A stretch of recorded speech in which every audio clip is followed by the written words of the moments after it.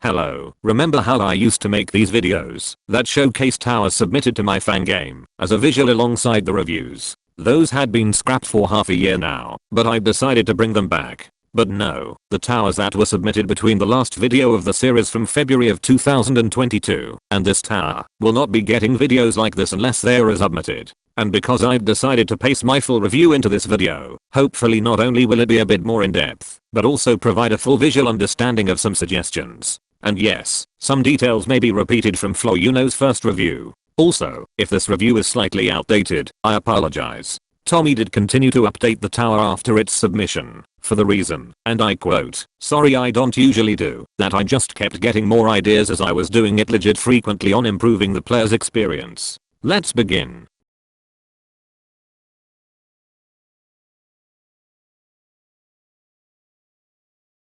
It's worth noting that this tower was originally supposed to be a speed build. Funny enough, this second review took roughly 2 weeks longer to make than the first version of this tower did in itself. Don't we love self-shaming for our inability to manage time? It's also funny how this is originally a speed build, and yet at the end of it all, we have an LDM. When a speed build is laggy enough to warrant an LDM, we as a BeatJToH society have gone too far with designing the frame of the tower. It's very appealing. It does show decently that this was originally meant to be a classic style tower, and yet numerous structures all around help to make the design much stronger. It still wouldn't mesh well in an older JTO ring, like I may be implying, though, because of structures like this, and definitely this. It's very appealing, but it puts it on the awkward border of, is this a classic tower, or a modern one?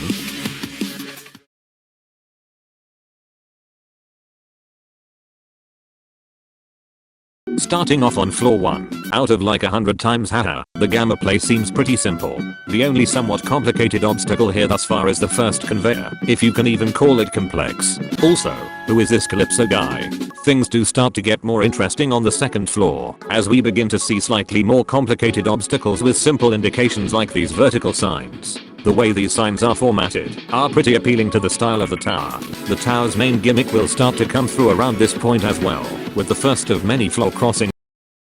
Why do people think simping over VBs will get them higher points? It is also noticeable that this tower is decently forgiving, as this button progress means we no longer have to do anything before that. When it comes to balancing forgiving and punishing sections, I think this tower does a pretty good job. Later on we'll see how else later button progress affects replayability, alongside how easily most of your progress can be lost on an outside section. Floor 3 seems to have this lighting effect caused by some spinning glow parts. I don't know what they're considered. Maybe they would have helped more with atmosphere if this floor was slightly darker in terms of lighting. Also, you can accidentally get nicked by this spinner.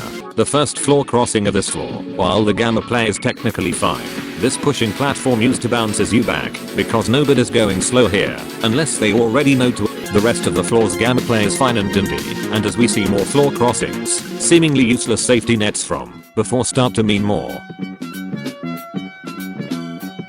Floor 4 is where I begin to feel this tower's creativity rating going up. Slightly more complex button arrangements, cleared using indicated keybinds, and usually soul-crushing glitches nerfed to around intense or remorseless level. Oh, and a sneak peek of the final floor.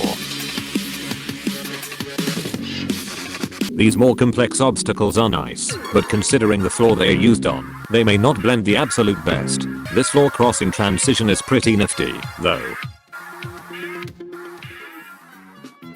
And I don't care if people complain how skippable it is. If you don't do it, not my problem for losing out on the experience. Not much needs to be said about floor 5. Decent floor.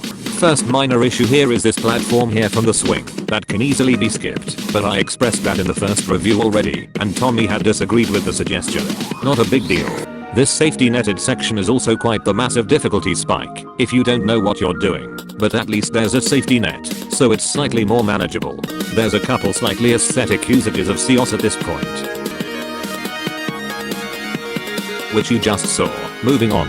On floor 6, we come across a conveyor lodge similar to the one on floor 4. Tommy actually used a camera here to force the player to pay attention to what you need to do here, which is to shift block sideways in the neon.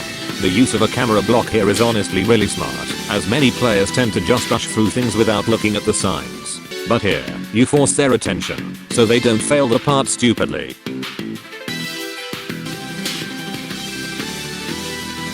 A few ladder flicks later, and we get to this vertical corner flip. Thank goodness it tells us how to do it properly, otherwise some people may have gotten stupid fails here. But it is a little bit high up here. Not as much of a problem here as it is when this instance is repeated on floor 7 without a safety net. But we'll get there later, lol.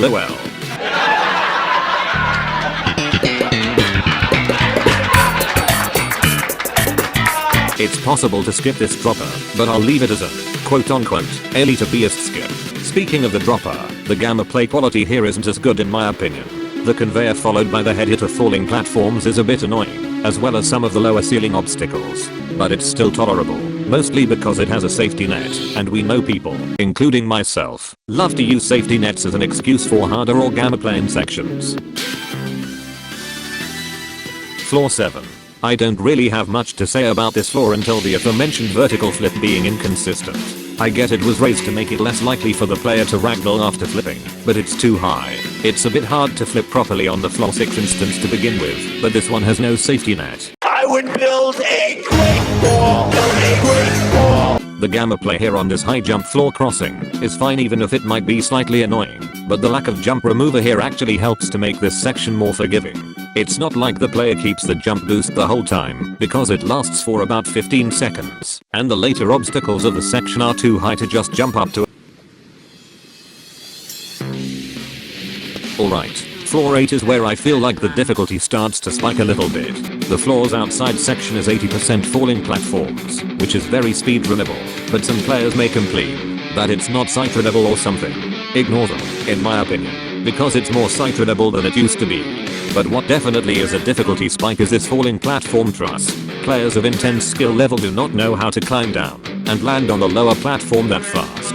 I know you mentioned you didn't know how to nerf it, so I'll propose an idea when we get there. This truss with the button might also be a difficulty spike, but I don't know how much of it is a placebo effect of not knowing if there's BAPs below me to catch my fall. It's a good obstacle, but beware that. Good usage of camera blocks again, because I know the player would very much rush this section. Even though this floor crossing is a speedrun, this section itself is pretty good, but even though the design of this last part is great, like yes it's visually appealing, and I like how you use the BAPs here, but it does not blend with the rest of the tower in my opinion. Also even with the indicator on where to go in the image of the second speedrun part, you way too easily can end up hitting your head on some of the obstacles/design of floor 8.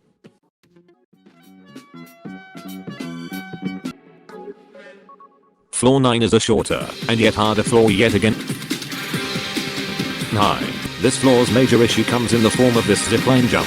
When facing forwards as the jump implies you to, the gap beforehand is slightly too tight for its intended difficulty, and if you go sideways instead, the strategy mentioned is no longer accurate, obviously. This jump type is good, but combined with the gap it can be slightly annoying in my opinion.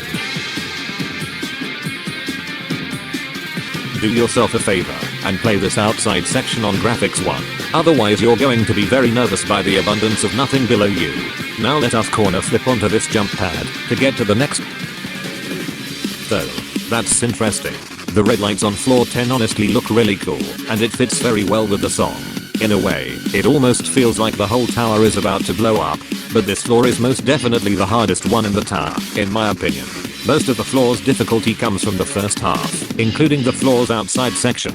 These are some pretty cool obstacles overall, but they are also probably some of the hardest in the tower. Either that, or they're the obstacles I'm less experienced with due to being recently added. Also, this wall hop doesn't fit the best in my opinion. The second half of the floor is easier than the first, and the majority of it is timing obstacles. Now, let's go to the end of the tower and turn our graphics up to experience one last memento before leaving this tower.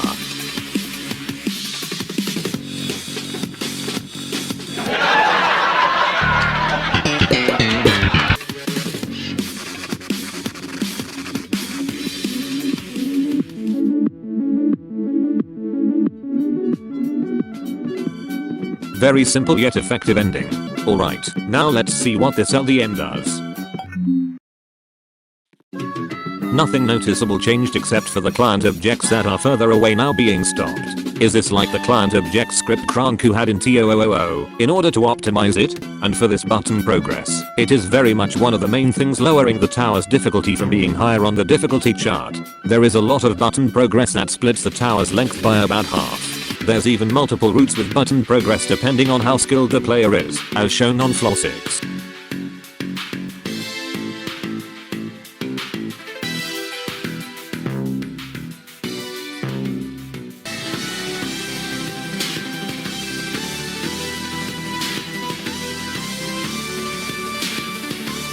I just don't know what this key door is for, and whether or not it actually does anything because inside, there's nothing but a hole. Tower of Floor, you know, secret ending perhaps.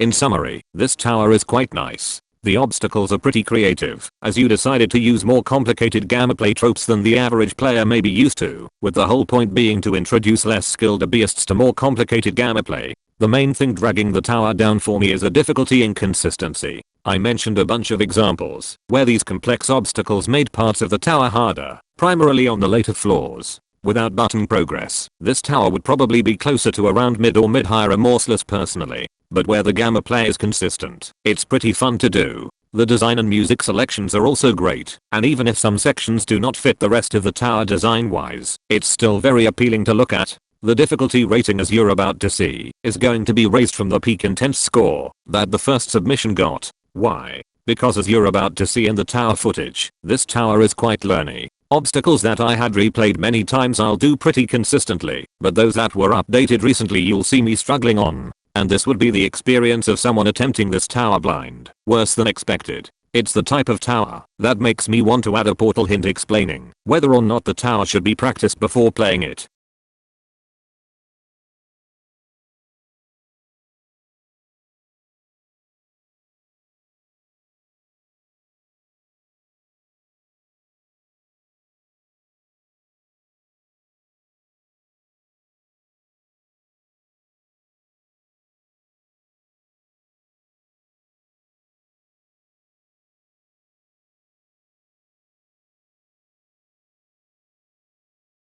Because of the tower's high score, some of these suggestions may be slightly nitpicky, so beware. Move this part a stud away from the center, since as I mentioned, you can get nicked by the spinner if you're not careful, which even then should not happen on a break spot.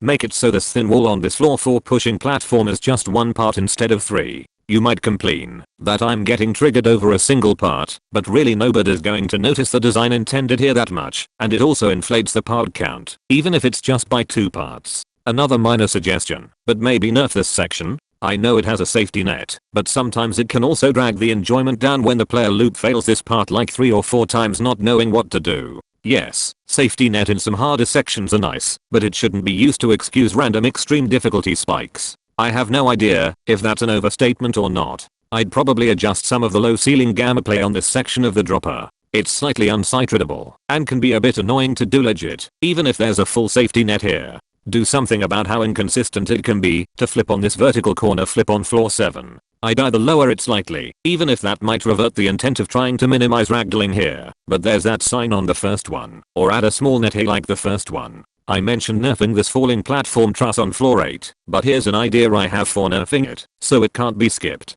Make the platform you need to jump to part of the falling platform as well, and make the truss longer going down. If you raise this platform a bit, you can make it so if you wait too long you can't even jump to it. Just an idea. Also, make it so the BAPs that are supposed to catch you on the following button aren't full hide. Maybe make some of these kill brick walls normal parts instead. I know some people might complain that Ochroma can't seem to be able to take a bit of forced damage. I know, but having a combination may also help to make the section look a bit nicer as well. Despite how nice this part looks, I'd personally minimize this part's design a little bit, because as I had mentioned before, it doesn't exactly flow the best with the rest of the tower personally. Also, for this jump at the end, either make it into a teleporter or maybe even tell the player on that image at the start of the section to stay still once they reach it, and add an extra orb at the top that throws the player to the start of floor 9. As I said before, the player can way too easily hit their head on the obstacles or design of floor 8.